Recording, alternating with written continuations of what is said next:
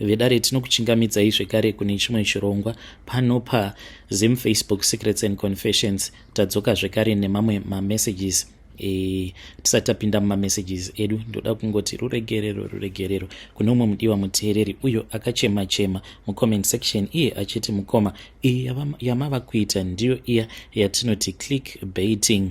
It was not my intentions. Ndakazototi mushure mekunge ndaverenga comment iyoyo ndokubva ndamhanya ndikabva ndatanga kutarisa ndikabva ndaona kuti maepisodes mamwe atainge taposta ainge aine the same title. I really do not know kuti chii chinenge chichimbonyatsokuitika, because unenge wanyatsokunyora title zvakanaka then all of a sudden obva wazotoona kuti something would have gone wrong, but apologies for that. Rekedzai tibva tapinda mumamessages edu atadzoka takakubatirai. Message edu yekutanga yakamira sekudai so: hanzi hello mukoma Nashi, muri sei zvenyu? Please post my own story makavika chitupa changu. Ndinoda kureururawo kuti inini ndakaromba, saka ndakarombera upasta. Ndakazoti ndarombera kuita mufundisi, ndipo apo pandakabva ndazoti pano I have to make a decision kuti ndinoda kuva a popular prophet kana kuti ndinongova hanguwo mufundisi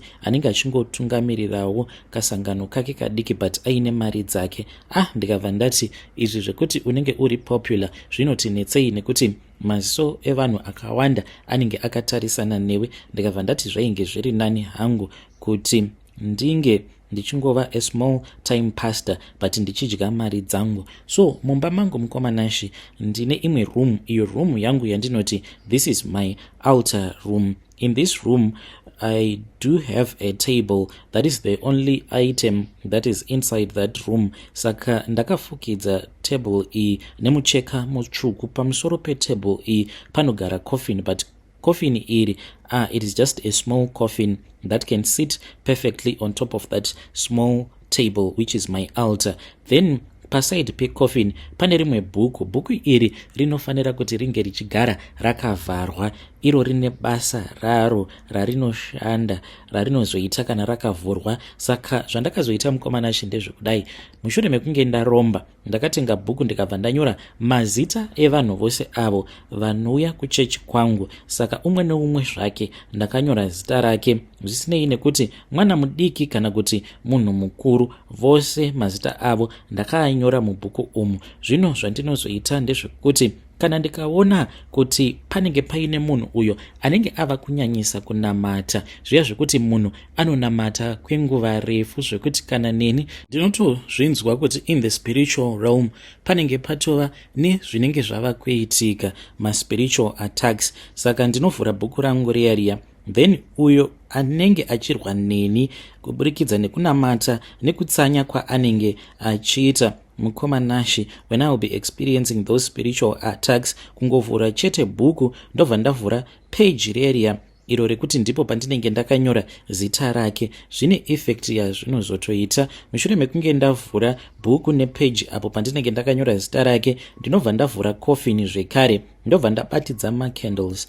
Ndine macandles awo andinofanira kuti ndinge ndichigara ndakamaisa muouter room. Macandles awa matatu uye zvekare ndeye red. Saka ndinobva ndazomabatidza macandles iwawo. Zvandinenge ndakaita ndinenge ndakagadzira kakaita kunge ka triangle pamusoro petable kudaro.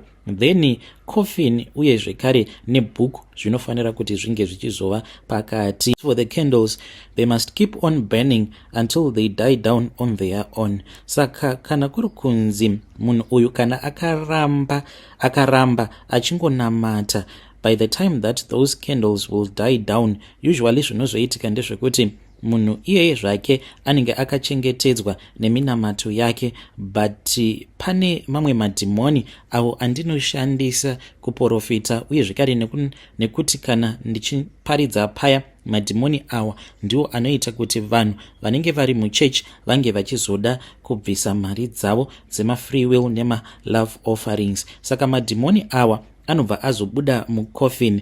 Dhimoni rekutanga ndiro rinoenda robva ratanga kunorwidzana nemunhu, but kana ndichiti rinoenda kunorwidzana nemunhu uya anenge ari pakati pemitsanyo achinamata, it does not necessarily fight against that person directly, uyo anenge achikonzeresa maspiritual attacks mukupenyu hwangu, but it will fight against any weak link in that person. Kana kuri kunzi munhu uyo anenge aine vana vake kana kuti murume wake kana hama yake inenge isingadi zvekunamata, sezviya zvekuti unenge uri mubereki obva wazoudza vana vako kuti ngatimukei tinamate, then vana vanenge vasingadi kunamata, they might be lazy, they would not want to pray with their mother. Saka mwana iyeye anenge asingafarire zvekunamata ndiye anozova the weakest link, in which munhu kana kuri kunzi kunyange akanamata zvinenge, as long as aine weak link kana kuti related to someone who is a weak link, ndinozoshandisa hama yake iyoyo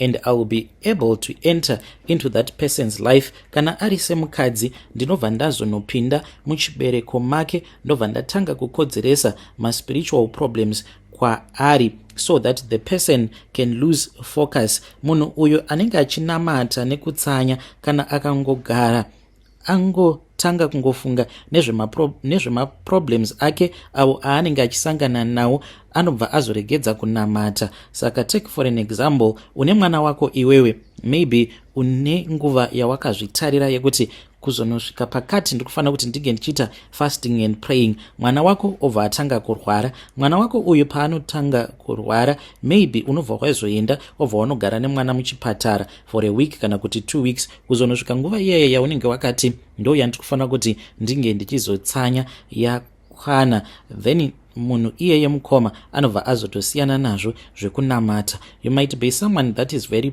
prayerful, but what I can tell you ndezvekuti the human heart will never change. The human heart is the seed of doubt.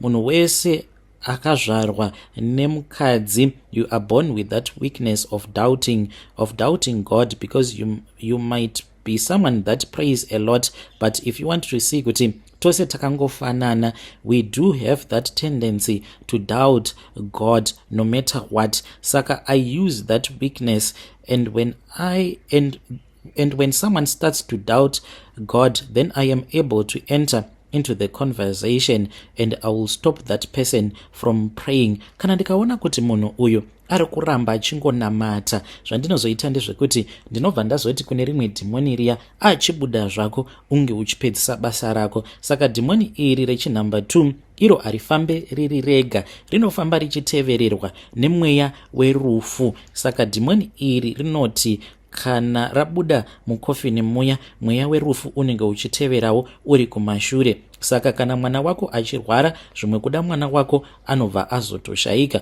zvekuti unozotoita nguva zvekare kuti unge uchizokwanisa kunomira zvekare pamberi paMwari obva wachizotanga kunamata zvekare. So that is the purpose of that altar. Pazasi pealtar iyi pane mari inogarapo ipapo. Mari iyi mukoma iyo it is $20. Saka $20 iyi ndiyo inokonzeresa kuti munhu wose uyo anenge auya kuchurch, kunyange zvikanzi ndo kamari kako kanenge kari kamari kekupedzisira, kana ndikangozimuka chete ndikatanga kuparidza, unotonzwa wava kutoda kutongondipa love offering. But chinenge chichiitika ipapo hakusi kunzi ndiMwari vanenge vachitaura newe, asi inyaya yekuti mari iya iyo inogara iri pasi pealtar yangu ndo inenge ichizodaidza imwe mari yaunenge uinayo muhomwe mako. Iwe unenge uchingoti ndazopa mari vamufundisi ndicharopafadzwa, izvo kwani ndo mhiko dzangu idzodzo. Mukoma Nashe, kana kuri kunzi inini kana kuine kwandinenge ndichifanira kuti ndinge ndichizoenda, zvandinoita mukoma ndezvekuti ndinobva ndazopa mudzimai wangu mvumiro yekuti ange achikwanisa kuzopinda muouter room yangu iyi temporarily, because ndiye ega anotendedzwa kuti ange achizopinda muouter room kana paine mhiko dzinenge dzichifanira kuti dzinge dzichizozadzikiswa, ndiye anenge achifanira kuti ange achizodzizadzikisa mhiko dzacho idzodzo. Mukoma Nashe, saka ndo zvandinoita izvozvo. Ende pandakaita mhiko idzi mukoma Nashe, sandikuti ndainge ndakagara ndiine mweya wakashata, kwete. Inini mupfungwa dzangu ndaitongozviudza kuti I want to become a very big pastor. Makore awo atakakura tainge tichingoona vamwe mafundisi, vamwe vacho ndo vakazoshayika, vamwe vaya vakafa vasitomborina kana mascandals zvachose. So I used to look up to them. They were different from vanapapa vatiinavo mazuva ano awa. Saka I was inspired by them. I then went to Bible school. Mushure mekunge ndaenda kuBible school, I graduated and then I started worshiping, and I was leading this other church. So at the place where we were leading, ndainge ndichiri under the guidance of another pastor. Vainge vachembera zvavo vamufundisi vacho ivavo who was about to retire. Ndakati ndakatarisa kereke yatainge tichitungamirira, ndakanzwa tsitsi mukomanashi. Ndakati ndakamira kudai ndichiona kuti church iyi yakazara nevanhu vanotambura. It was just in a sorry state. Poverty was everywhere. I looked at the people and I saw kuti there was no hope. Poverty was written all over their faces. Saka ndakabva ndati zvino tichaita sei? Zvataiwanzokuita mukomanashi ndezvekudai. Taiti panguva iyaya yefree will offering muchechi umu taiva netumabasket. Waikwanisa kuona kuti kabasket aka ke-free will offering, it would go around the church and sometimes it will return back empty. Ndakabva ndati zvinotoita sei nesituation yakadai so. Ndo pandakazosarudza kuti zvainge zviri nani kuti inini pachezvangu ndinge ndichitsvakawo masimba spiritually. Saka my first thought was not like I'm going to become a ritualist. Ndakabva ndati ndava kuendawo kuma-prayer mountains kwakaita sekunana Bhindura nekupi kowe. Ndo kandaienda ndichinosanya ndichinamata until I had told myself kuti Mwari hakuna, because nemanamatiro ose awo andainge ndichiita, but God was not answering my prayers. Ndikabva ndati let me try to find one who can answer me, and indeed the devil was looking out for me. Saka I was supposed to go kuti ndinge ndichienda kunoshanyira amai vangu. Ndipo apo pandakati ndiri kuMbare, ndakati ndichifamba mukoma ndichienda kumabhazi ekwedu, ndo pandakabva ndachizongotanga kungotaura neumwe murume uyu ainge ari n'anga. Akabva azoti ndine hope idzo dzandakarota dzandiri kuda kuti ndinge ndichizokuudza. Akati iwewe ndakakurota uye zvekare ndakanzi ndichazosangana newe pano. So since ndainge ndiri kuMbare, ndikabva ndati panapa kana ndikaita zvekutamba ndinorohwa homwe. Zvimwe kuda munhu uyu itori mbavha zvayo, ari kungonyepedzera zvake kuita sekunge iye anoita zvekun'anga. Saka murume uyu ndakabva ndamuignore. Ndakati ndamuignore kudaro, ndipo pandakabva ndachizonzwa achiti Pastor Tinashe Moyo, not his real name, munokwanisa henyu kusada kutaura neni, but zivai kuti zvose izvo zvamunoshuvira kuti dai ndini zambuko renyu, pane zambuko renyu ndini. So ndakabva ndati okay, murume uyu how come aziva kuti ndiri mufundisi uye nekuzoziva first nelast name. Saka ndakabva ndachizotanga kutaura naye, then takabva tazodzokera uko kwaainge achiti ndokwaiva nemusika wake kwaainge achishandira. Takati taenda kuya ndokubva tagara tikabva tatanga kukurukura. Akabva ati munhu waMwari, handina zvakawanda zvandiri kuda kutaura nemi, chandiri kuda kungokupai, toda kukupai mushonga uyu. Kana matora mushonga uyu mukuzonofamba mega muchazviona kuti there is something that is going to happen. Saka ndakabva ndazopiwa mafuta aya elaki. Mukomanashi ndakangonopinda mubhazi muya, then bhazi rikabva ratozara. Apa ndainge ndisati ndatombobhadhara tiketi. Zvino bhazi rakati rofamba, hana yangu yainge yongorova. Ndichiti zvimwe kuda ndichanzi ndanga ndichida kukwira bhazi revanhu mahara. Saka windi akazoti ofamba zvake achicheka matiketsi uye zvekare achibhadharisa avo vainge vasina matiketsi. Akabva achizosvika paya pandainge ndigere. Mukomanashi, I was feeling very scared. Akaramba akanditarisa murume uyu, akabva anditi mukuru, very sorry mukuru wangu, because ndakanganwaka kukunyorerai tiketi renyu. Ndokubva atonyora tiketi paya, akabva andipa tiketi. Pamusoro paizvozvo ndokubva azondipa change mukoma. Iyo change yacho yaakandipa, ndakati ndichiverenga mari iya, ndikabva ndaona kuti yainge itori mari yekutoti ndaitokwanisa kuzobhadhara zvekare bhazi pandinenge ndava kudzoka kuHarare. Komanashi, ndo pandakabva ndaona kuti zvechokwadi mishonga iya yandainge ndapiwa nen'anga yekuMbare, mishonga iyoyo yainge ichishanda. ndakazoti ndasvika kumusha mukoma ndo pandakabva ndazorota. Hope idzi dzandakarota dzakandivhundutsa because ndakarota amai vangu vainge vari muchechi vachiita sekunge ivo ndivo vainge vari mufundisi. Saka ndakabva ndatanga kufamba ndikabva ndaenda paya painge pakamira amai vangu because it was my time to start preaching. So ndakati ndichifamba ndakananga kupulpit, ivo vakabva vatanga kufambisa, vakabva vazouya vakabva vazopinda mandiri, a spirit possessed me. Ndipo pandakabva ndazonzwa voice iro rakati, wasarudza kuti unge uchizochekeresa amai vako. Sezvo wasarudza kuti unge uchizochekeresa amai vako, iniwo ndava kuda kukupa masimba. Mweya waamai vako ndiwo wauchange uchizoshandisa pakuprofita kwako. Prophesy now my son, prophesy mukoma. Ndakabva ndazozviona ndainge ndakamira papulpit, izwi riya richingonditi ndinge ndichiprofita. Mukoma Nashi ndakati ndichiprofita kudaro ndo pandakatanga kuona kuti vanhu vakabva vatanga kupinda muchurch one by one. But mukoma Nashi, I was worried because church iyi yainge isiri kukura. Ndikaramba ndichingoprofita vanhu vakatanga kuuya neuwandu hwavo zvekuti ndakapedzisira ndava kusakwanisa kana kuvaverenga vanhu ava nekuti vainge vakawandisa. Ndipo apo pandakabva ndazoona kuti ndainge ndava kubhururuka. Kunotarisa kudai, I saw that I was being carried by a spirit. This spirit, it looked like a big creature. Iya yavanoti a dragon. It was almost like a bird and like a dragon at the same time. Shiri iyi yakaramba ichingobhururuka kusvika ndava kuona kuti tainge tatosvika kumakore, tikadarika kumakore kuzonosvika tava kudenga. Mukoma Nashi, zvinhu zvandakaona zvinhu zvekuti nanhasi uno handitombozvinzwisisi, because I still remember kuti when I was at university I was taught some things zvekuti whenever I think about this it does not even make sense at all. According to science, the sun is the center, the world and other planets, they revolve around the sun. But ndakatarisa ndikabva ndaona kuti nyika ino yatinorarama tiri mairi, it is the one that is at the center. Iro zuva mukoma paya parainge rava kunyura ndakatoona richitomedzwa nenyika, uye zvekare mwedzi uchibuda munyika.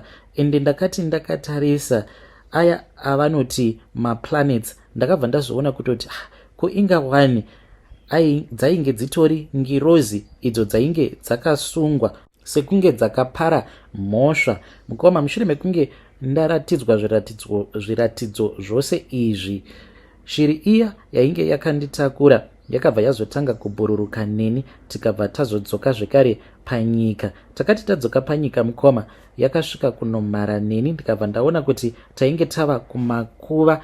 Ndo pandakabva ndazonzwa izwi reumwe mukadzi ainge achichema. Ndikabva ndati, ko uyu ari kuchema ambori aniko? Ndikabva ndaona kuti vainge vari amai vangu. Ndakabva ndamhanya ndichienda uko kwainge kuina amai vakagara vachichema. Panguva yacho iyoyo I had not yet realized kuti amai vangu vainge vatofa. Vakaramba vachingochema ndokubva vazonditi, nhai mwanangu, uri kundibvunza kuti sei ndiri kuchema?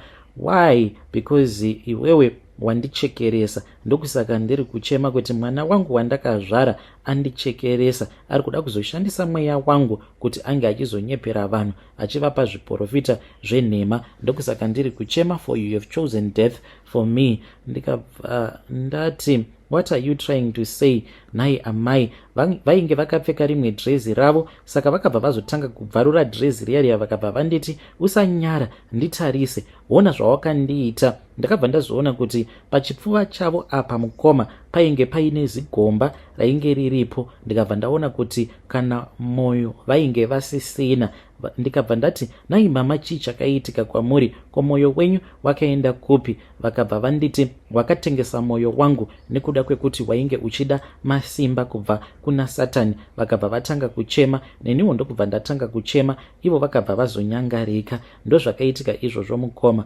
When I went back to Harare, mukoma Nashi, ndipo pandakabva ndazoudzwa kuti amai vangu vainge vava kurwara. Ndakataura nayo n'anga iya yekumbari, iyo ikabva yazonditi ndichakupa mishonga ikanditi huya kuno kumba kwangu because I have something that I want to share with you. Ndakaenda kuya sezvo yainge yakandiudza kuti ndo kwainge kuine zambuko rangu. Murume uyu akabva azonditi ainge achazobatsira amai vangu, saka ndakanzi amai vaifanira kuti vange vachizouya kumba kwangu. Nekufamba kwenguva, that was when I knew kuti amai vainge vachazofa. My mom was my first sacrifice. Uku ndokuuraya kwacho kwandakaita amai vangu. Ng'anga iyi yainge yakanditi amai vako vanofanira kuti vange vachizouya kuno kuHarare. So ndakabva ndazoudza veukama kuti ndaida kuti amai vange vachiuya. Amai vakauya tikagara navo. So ng'anga iyi mukomanashi yaitouya kumba kwangu yakatopfeka sutu itori nebhaibheri, tobva tatotanga kutonamata. Saka yaiwanzokuya kuma 11 p.m. mudzimai wangu paya paanenge aenda kunorara. Taizotaimira paya pandinenge ndava kuziva kuti iko zvinozvi mudzimai wangu akarara manje, haachambomuki. Tobva taramba tichingonamata kuri kuvhara ma1. Then taiti kana tanyatsokuva shuwa kuti mudzimai wangu wavata, iyo ng'anga iyi yaibva yazotora mimwe mishonga yobva yazotanga kumanikidza amai vangu kuti vange vachinwa mishonga iyaya, nekuti mishonga iyoyo ndiyo yainge ichazouraya amai vangu, not kuti inge ichizovarapa. Amai vangu vakafa mukoma, vakabva vazoshayika. Mushure mekunge amai vangu vashayika, ndakabva ndanzi amai vaifanira kuti vange vachizovigwa makaremo muHarare. Mukoma takanetsana neveukama, but ndikabva ndatongoti vangu amai ndikuda kuti vange vachivigwa muno muHarare, because ng'anga iyi yainge yakanditi amai vako kana vakavigwa kumusha, kana kuri kunzi pane zvatinenge tichida kuti tinge tichizoita paguva ravo, zvinokwanisa kuzoti netsei. Asi kana kuri kunzi guva ravo rinenge riri muno muHarare, zvinenge zviri nyore kuti tinongoenda kumakuva tobva tatongonoita mhiko dzedu dzatinenge tichifanira kuti tinge tichiita, tobva tatodzoka than kuzodhraivha tichienda kumusha kwenyu. So mukomanashi ng'anga iyi yakabva yazondiudza kuti yainge ichida kuti inini ndige ndichiipa authority yekuti guva raamai vangu mushure mekunge tabva mukuvaviga just a couple of days later, ndo pandakaipa authority yekuti inge ichitsvaka vanhu vekuti vaizoenda kumakuva vobva vanofukunura guva raamai vangu, vobva vaburitsa mutumbi waamai, tobva tazoita izvo zvayainge ichida kuti tinge tichizoita tichishandisa mutumbi wavo. So ndakabva ndaenda kumba kwayo ng'anga iya. Then sekuru vaya vakabva vazonditi ndiri kuda mari kubva kwauri. Ndikabva ndati pari zvino sekuru, handitomborina kana sendi ini randiinaro. Vakabva vanditi alright, hapana problem, any money that I want inini ndini ndichavabhadhara vakomana ava mari yakawanda, but neyakowo mari inofanira kuti inge ichizovapo. Wazvinzwa here muzukuru? Saka ndakabva ndazongovapawo kamari ako kandainge ndiinako kainge kari $100. Ndikati iyi ndiyo mari yandiinayo sekuru. Vakabva vanditi yakawandisa iyi. So mushure mekunge ndavapa mari, he then gave it to his boys. Saka vakomana vakabva varova basa zvokuti by the time apo patakazoenda kumakuva ndakatoona kutoti mutumbi waamai vangu wainge watoburitswa kubva muguva apa wainge uchinhuhwa sei. Ndakabva ndazopiwa banga iro randakanzi ndiro randainge ndichifanira kuti ndige ndichizoshandisa mukoma. Ndakapfugama paya ndokubva ndachitanga manje kucheka amai vangu kusvika pachipfuva chavo apa pava negomba. Ndokubva ndazonzi ndaifanira kuti ndige ndichizotora moyo wavo. Mushure mekunge ndatora moyo waamai vangu, ndipo apo pandakabva ndachizonzi moyo wavo chiukanda muhari iyi. Saka ng'anga iya yainge yakabata hari, ndikabva ndazokanda moyo waamai vangu muhari muya. After that takabva tazodzokera kumba kweng'anga iya, ndipo apo pandakabva ndachizopiwa madhimoni awa maviri awo andinoshandidzana nawo. So mukomanashi ndokurombawo kwangu ikoko kwandakaita. Mushure mekunge ndaromba ndakabva ndazoudzwa kuti ndaifanira kuti ndige ndichizotsvaka mukadzi wekuti ndainge ndichazorara naye wemuchechi. Ndakabva ndati zvino ndichaita sei, nekuti ndakanzi uyo wekutanga ainge achazouya kwandiri ndiye wandaifanira kuti ndinge ndichizorara naye kuri kuzadzikisa mhiko dzangu. Lucky enough mukoma, there was this other young woman, she was having a lot of troubles. Saka akauya kwandiri one day whilst I was in my office. From the moment she walked in ndakabva ndatoti dzawira mutswanda, hadzichanetsi kunhongerera mukoma Nash ndikatoti uyu ndiye wandichashandisa pamarituals angu. Saka iye she was so innocent. Takataura tigotaura but tichitaura mukoma ndaitomutarisa zviya zvekutoti kana iye akatozviona kutoti vamufundisi vava kutondichiva. Saka akabva atanga kungotarira pasi achinyara. Then I said let me try. Ndakabva ndazomuudza kuti ndainge ndichida kutoti tinge tichitorara tose muofisi mangu imomo. Akanyara ndokubva atarira zvake pasi akabva ati hazviite nekuda kwekuti imimi muri vamufundisi ende muri munhu waMwari, saka hazviite chivi ichocho. Ndikabva ndati but ndozviri kudiwa namufundisi nemunhu waMwari. Then akabva ati zvinoita here kuti munge muchindipawo mukana wekuti ndige ndichifunga nezvazvo so that I can decide kuti zvinoita here zvatiri kuda kuti tinge tichiita kana kuti kwete. Ende ndikabva ndatoziva kuti the deal was done. Neconfidence ndakabva ndatongosimuka paya. Ndakasimuka mukoma ndokubva ndatoenda ndikatonomira padhuze naye ndokubva ndatotanga kutomubata.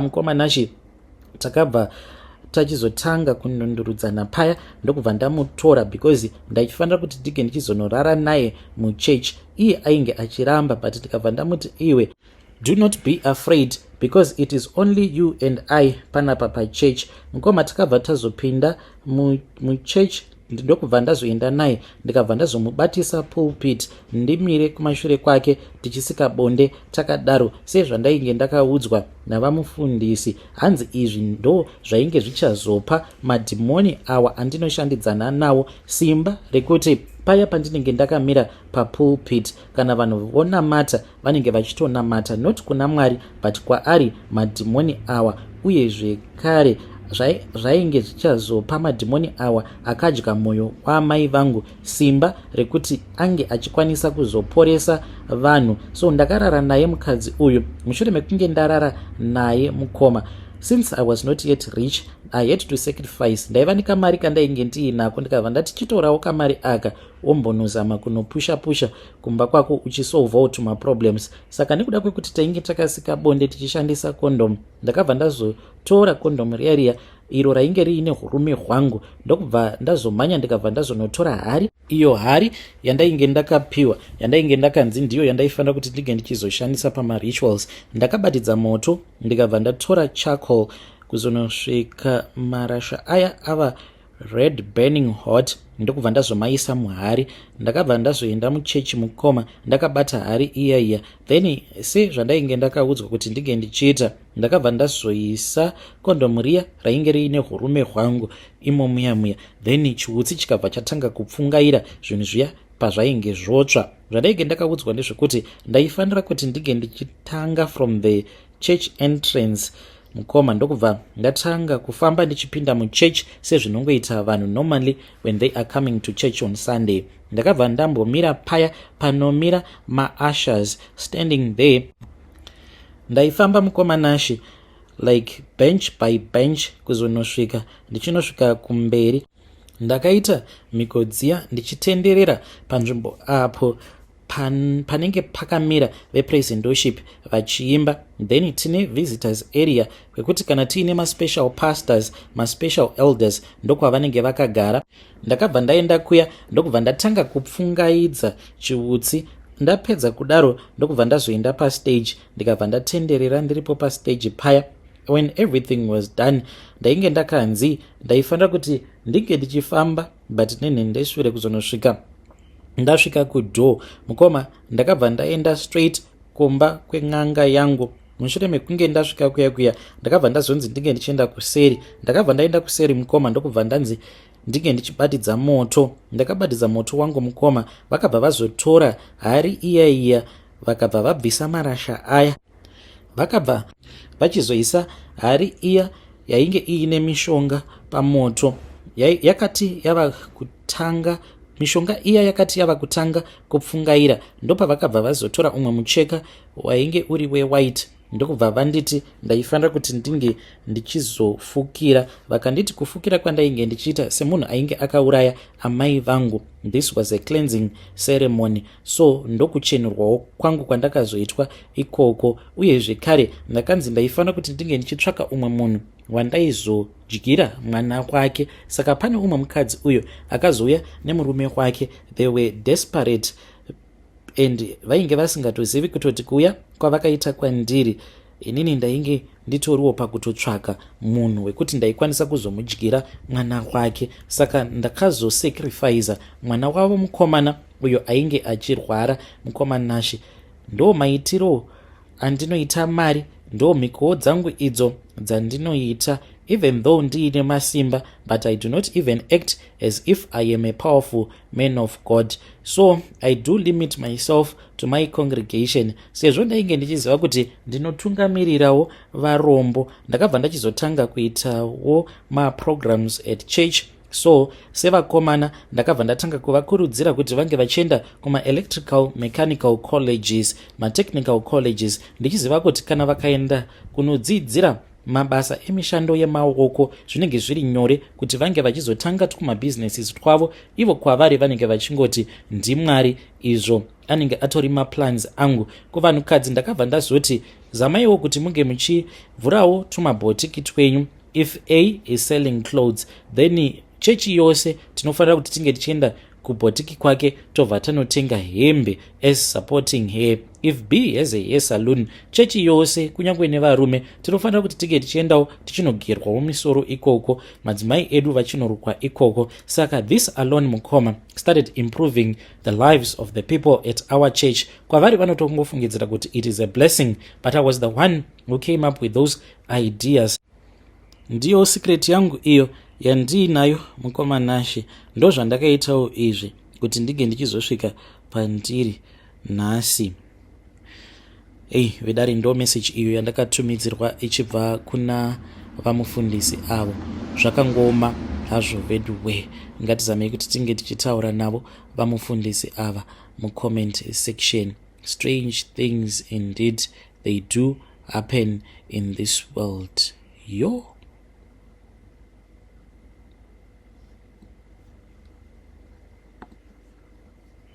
Kana mukaposta nyaya yangu ndizivise iwo, ndichange ndichizotevererawo ndiri mucomment section.